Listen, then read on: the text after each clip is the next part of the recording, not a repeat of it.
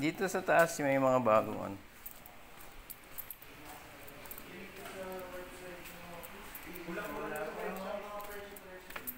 Wala talagang magpapakota ka.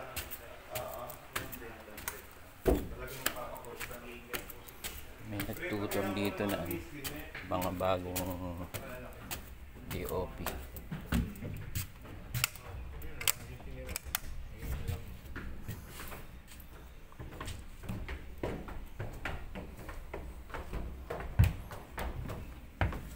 Medyo maraming bakante kasi mga nasa labas yung ibang ano eh.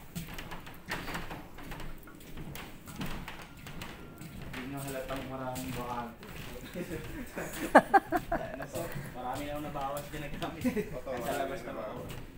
Hindi kasi yung nakaset up sa studio yung gamit, halos kalahati na.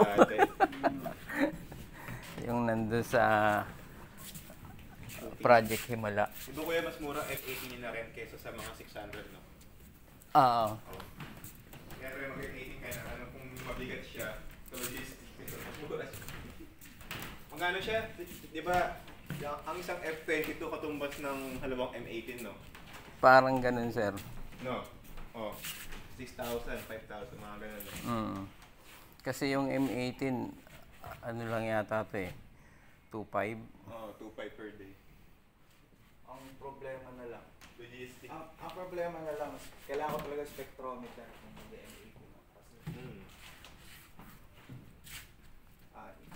Kasi, iisipin mo pa yung ano yung color temperature niya.